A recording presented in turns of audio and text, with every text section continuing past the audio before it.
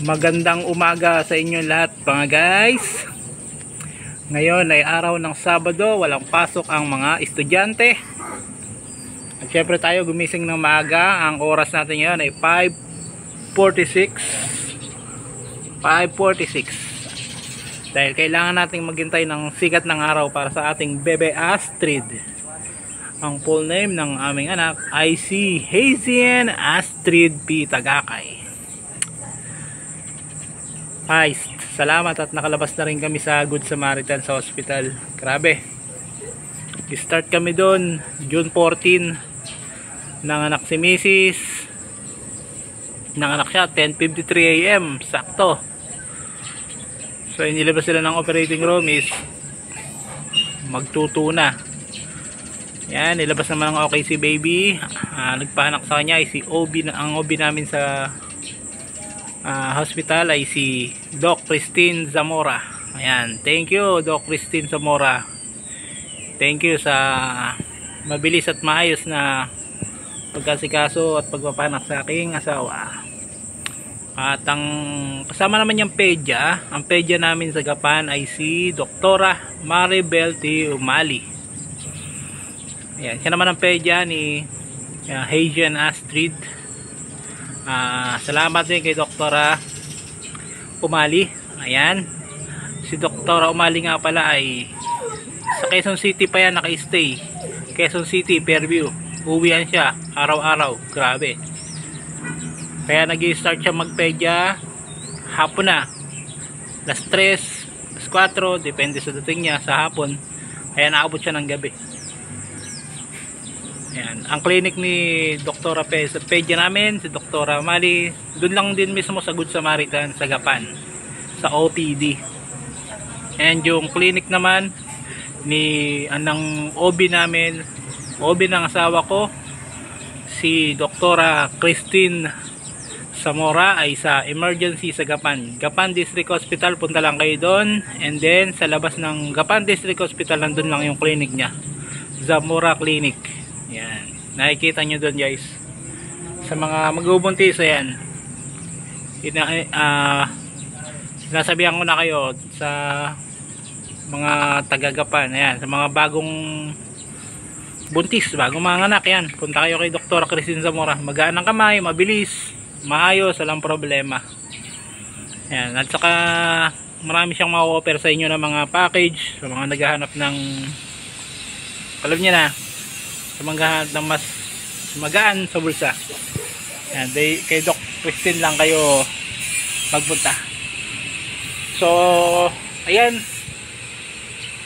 nakikita ko na ang sa video, pati hindi nakikita ko na ang unti-unting pagsikat ng ating hinihintay na araw. Ayan, araw kailangan ka namin ngayon everyday para kay baby Astrid.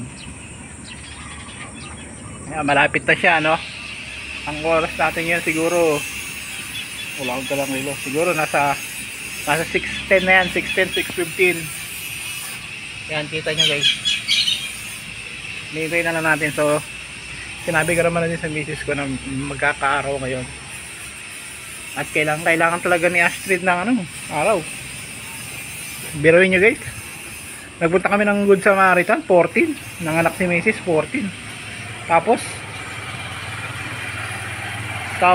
ang nangyari nung ma-check ng pedya tsaka ng mga doktor sa sa hospital, madilaw daw si baby, madilaw. So first time nangyari sa amin yun kay Princess, hindi naman siya nanilaw eh. Princess okay na okay. Pagkatapos sabing madilaw, pinauwi naman kami, isang araw lang. Natulog lang kami dito sa bahay, balik na naman kami. Follow up namin kay Dr. O'Malley. Ayun, pagka follow up namin kay Dr. O'Malley, sabi niya madilaw pa rin si baby Astrid, madilaw pa rin. At yun niya isang binabantayan niya, yung pagkadilaw. Kaya ayun, sinabihan niya kami na kailangan namin i-admit, i-incubator sa blue light para mawala yung pagkadilaw niya. Kasi naman kung tutusin, kayang paarawan yun eh. Sa araw lang talaga matatanggal yun. Ang problema nga lang, that day, nung araw na yun, nung umuwi kami, walang araw. Umuulan pa nga. Ganitong oras, grabe, madilim pa. Kaya nung pina-incubator namin siya sa blue light, balik na naman kami doon. So balik kami doon, another gastos. Buti na lang talaga may PhilHealth, malalaki bawas. Tapos nakauwi na kami. Ayan, ang follow up naman namin, nakauwi kami Friday ng tanghali, nakauwi kami. Ayan, follow up namin kay Doc sa pedya niya is Monday. Nagkataon, Monday din ang follow up ng misis ko sa OB niya kay Doc Christine. So okay na yun, magiging magkasabay yung follow up nilang mag-ina, and sana maging okay yung follow up nila, lalo na kay Baby Astrid. Sana maging okay na okay yung pag follow up niya, pag follow up ni Dr. O'Malley sa kanya. Sana talaga umaraw. Yan, kahit katulad lang yan. Ito, nakakaano na ako ng konting sikat ng araw. Ayun, nagkakaroon ng konting sikat ng araw eh. Ayan. Sana tuloy-tuloy na yan araw-araw bago umulan ng malakas, bago maging makulimlim. Sana, ayan. Sana Lord, magkaroon ng araw tuwing umaga. So, andito nga pala kami ngayon sa Bulacan. Dito nanganak yung misis ko. Yan, sa Good Samaritan sa Gapan. Shoutout sa mga maisipag na nurse dyan. Wala akong masabi sa mga nurse dyan sa Good Samaritan. Matindi, maisipag, update. Sa loob naman ng hospital nila, okay naman. Ayan. Ang hindi lang okay talaga is yung mga bills. Parang ganun talaga. Pag gusto mo ng mas okay na hospital, kasama na talaga yung doon.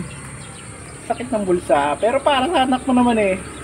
Basta para sa anak mo, kahit magkano, kung kaya, go!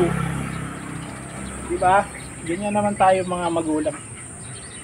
Para sa anak, go lang tayo. Kung kaya naman, kung di naman kaya, so kung di naman kaya, marami naman tayo mga kamag-anak niyan na hanggang tumulong. So titingnan natin, tatawagin natin yung mag-ina. Sabihin ko kasi medyo okay na to, pasikat na yan. Ready na sumikit yung araw guys. Tatawagin ko na yung mag-ina ko para makapagpa-araw na. Sabi nila. Paarawan na lang yan. Tik. Nagpapaaraw na si Baby Hazy and Astrid. Ayan. Thank you Lord, meron na tayong araw sa umaga. Hatching, naamoy ka na nanay. Naliligo na ako. Ikaw hindi pa. Hoy, naliligo yan araw-araw doon. Napaligo ng nurse yan. Kaya pala. So, wala lola oh. Kaya pag na-hatching, ikaw lang naamoy niyan. Si Baby Astrid, nagpapaaraw na siya. Ito na ba yung bagong pamper? Magkano? 200 plus yan. 255. Ayan. 55 lang nakalagay dun sa Oh. Bakit sinukli sa akin Sino nagsukli sa'yo? yung 45. Walang pala 5 piso. Hoy, sabi mo, shoutout mo. Kulang na 5 pesos na yung sukli. Kulangan mo pa ako ng ride. Binayaran ko kahapon, 45 yung sukli. 235 lang yun. Kulang ka sukli ka mo. Nanghingi ka pa ng 10. Ito na lang daw yung 10. Tip yung 10, Ay, naku lola. Nahuli yung sabon. May kasamang sabon pa yun. Pang labanan sa Alang sabon. baka wala pang Ay, ito mo, kahit mainit oh. Sarap ng tulog oh. Ayan na yung sila dun eh. Sarap ng tulog nila. Nakatapat sa kanila ilaw na ganyan. Oo, nakulay blue. Blue light yung gamit sa kanya. Nagkaganyan nga rin nga si Butchok. Lahat nga, pati nga si anak daw ni Mikey, 1 linggo, pati daw mate. Sa dugo pala yung kay Butchok. Ganun din sa amin. Ang ilaw niya, puti. Yung kumahan ng ilaw natin. Hindi na nga daw ganun niya yun. Blue light na. Blue light na daw. Hindi na daw uso yun. Sabi ng lagtap ko. Si ano din anak ni Crisel daw, yung maliit na yun. Mani Lodi. Oo. Pero hindi na daw nila dinala siya. Pinapaarawan na. Eh, kami lang naman, kaya naman na-admit na walang araw nung ano yun. Ganon din yung sa katabi natin ah. Sabi niya, Hmm. kung may araw lang to, hindi. Lola, wala pang masyadong buto yan. Meron na yan. Baka, Hinahilot talaga yan. Para agad lumakad. baka mapila eh. Eh, Ayan guys, kapag bagong panganak kayo, punta lang kayo kay Lola Pina. Ang tagapaghilot. para agad lumakad. Ayan na, nakagising na yan. Nye, sabi niya, oh, nye. Ayan guys, ganyan na daw maghihilot. Smooth. Inunat pa talaga eh. Paayaw, gusto. Ayan oh. Gustong gusto. Gusto niya rin init, no? Siguro talagang inabsorb ng katawan niya yan. Sanay na yata siya sa mainit. Kaya ayaw na yan. Ano, kaya kagabi eh, pagising-gising sa aircon. Tapos may electric fan pa. Si Eliza may aircon na, may electric fan pa. Lupit ng bata na yan. Oh, tama. Galing oh, pampatulog pala yun eh. Pati tayo, nagpapainit ah. Para agad lumakad. Ano naman yan eh, vitamin C naman yan eh. Ano yun yung... Mata mo lang tapan mo, baby. Bili mo ng salamin. Mahuhulog pala pag lang kasama. Oo. Kaya hawakan mo siya mabuti. Okay, so ito naman yung... Si Astrid. Huwag ka muna lalapit kay baby, panda. Mahuhulog ka. Malikot ka. Ganyan. Sarap-sarap Pala ang na. linis niya eh. Sarap-sarap ng paaraw na baby Astrid. Araw-araw pala naliligo ka dun eh. Oo. Kaya nga may ano din eh. May shampoo. Ikaw din nanay, kailangan nagpapaaraw ka.